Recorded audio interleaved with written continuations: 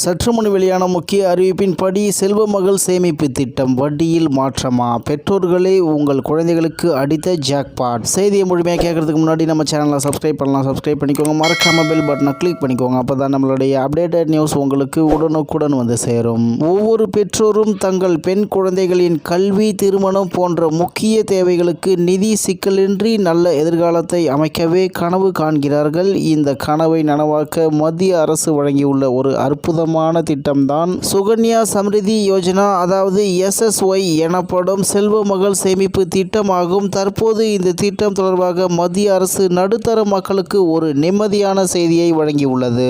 சமீபத்தில் மத்திய அரசு சிறு சேமிப்பு திட்டங்களுக்கான வட்டி விகிதங்களை அறிவித்தபோது பல நிபுணர்களின் எதிர்பார்ப்புக்கு மாறாக செல்வ மகள் திட்டத்தின் வட்டி விகிதங்களை நிலையாகவே வைத்திருக்கிறது. தற்போதுள்ள வட்டி விகிதங்கள் 8.2% தொடர்கின்றன. வட்டி விகிதங்கள் குறையும் என்று எதிர்பார்க்கப்பட்ட நிலையில் இந்த நிலைப்பாடு முதலீட்டாளர்களுக்கு வருமானம் குறையாமல் இருப்பதற்கு ஒரு பெரிய நிம்மதியை கொடுத்துள்ளது. பெண் குழந்தைகளின் கல்வி மற்றும் திருமண செலவுகளை எதிர்கொள்ளும் நோக்குடன் 2015ஆம் ஆண்டில் இத்திட்டம் தொடங்கப்பட்டது. ஒரு பெண் குழந்தை பிறந்தது முதல் 10 வயது ஆவதற்குள் அவரது பெயரில் பெற்றோர் அல்லது சட்டப்பூர்வ பாதுகாவலரால் கணக்கு தொடங்க முடியும். ஒரு குடும்பத்தில் அதிகபட்சமாக 2 பெண் குழந்தைகளுக்கு மட்டுமே இந்த கணக்கை திறக்க முடியும்.